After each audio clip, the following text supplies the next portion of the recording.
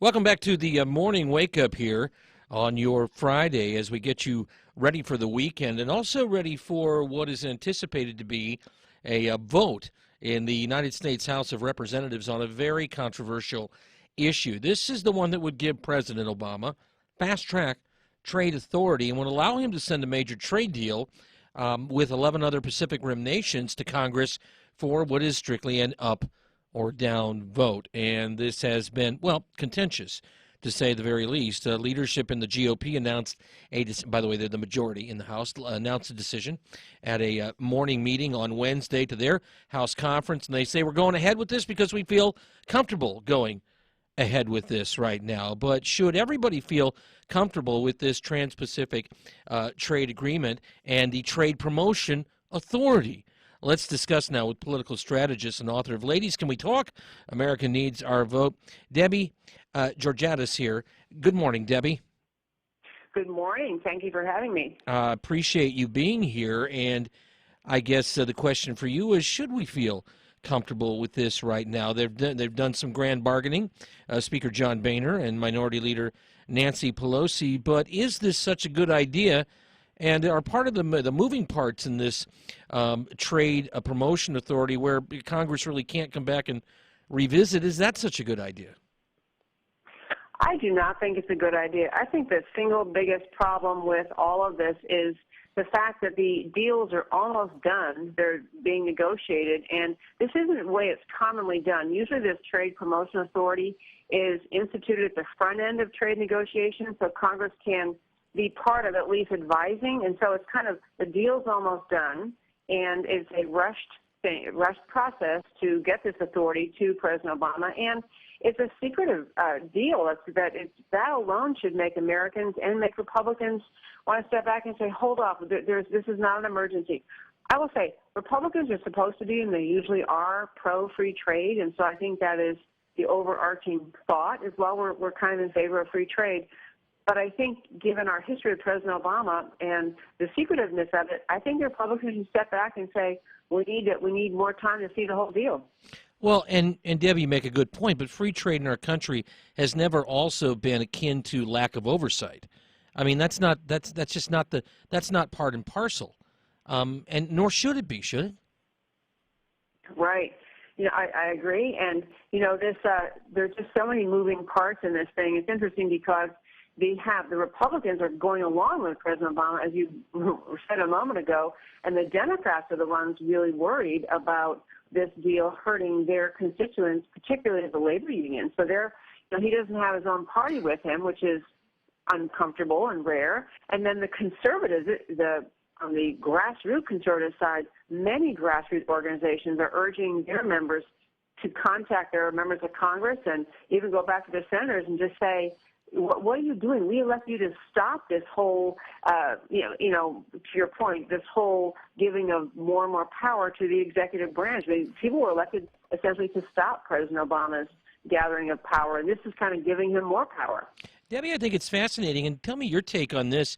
It's just in recent weeks, in the last couple of months, we've seen Congress really exert its authority on issues involving foreign relations, especially vis-a-vis Iran and the nuclear deal, saying we have a part to play, and then, kicking and screaming and dragging the White House basically caves in on a certain amount of that. Why is Congress so quick to give up its seeming authority in this area? Those two things just don't seem to jibe to me.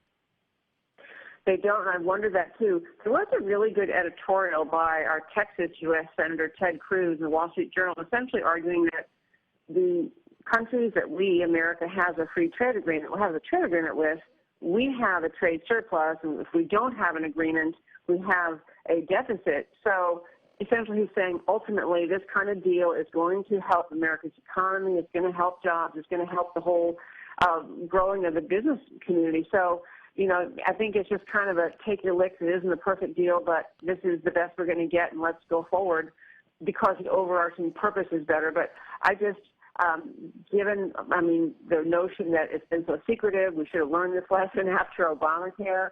We shouldn't be so willing to treat it as a fast track in terms of forcing a vote so soon. And we are. There just seems that we're giving him too much power for no good reason. There's some irony in here. You just alluded to that because you've got the minority leader Nancy Pelosi involved. Of course, she was famous for saying we've got to pass the bill before we know what's in it, and that soundbite probably aired 250 million times, roughly thereabouts. Yeah. Maybe just slightly less on YouTube, but you get the idea. And now she's part of this grand bargain, if you will, and also. Then you got the GOP saying, well, we need to get this through, and then we'll sort the other stuff out later. It seems to be cart in front of the horse.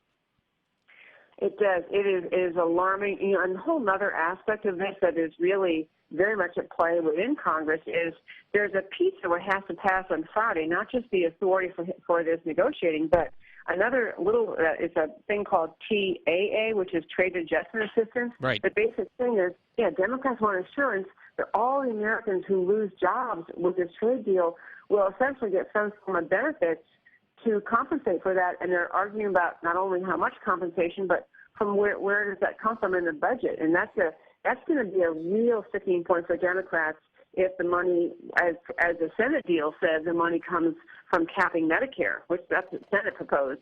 And so this is a whole other, and Republicans saying, hey, this is kind of welfare. You're taking tax dollars and paying people for not working. Isn't that welfare? So that's a whole other problem they have. Debbie, before we let you go, how much of this gets down to just a kind of a key philosophical crux of possibly the Republicans saying, I think there's a good chance that one of our guys or lady will be in the White House here within 2 years, and we don't want to tie the next GOP president's hands, so let's try to serve them up something here that will give them some free reign, and we'll do that for the sake of the party and the fact we think we're going to win. Or am I being too cynical? No, actually, on the Senate side, many of the Republicans who voted for the fast track has passed the Senate made that very point, is that this is a 6-year authorization. We only have President Obama for 19 more months, and beyond that, we want to have, once we trust the president, assuming he's Republican, we will want this. Let's just give it to him now. And I don't think that's a bad argument. We generally speaking do give the president's trade authority. We just, right now, given what our history with President Obama is, the American public just doesn't trust him. Debbie Georgatos is a political strategist, author of Ladies, Can We Talk? America Needs Our Vote. Debbie, we appreciate you being here to talk about trade, and have a wonderful morning.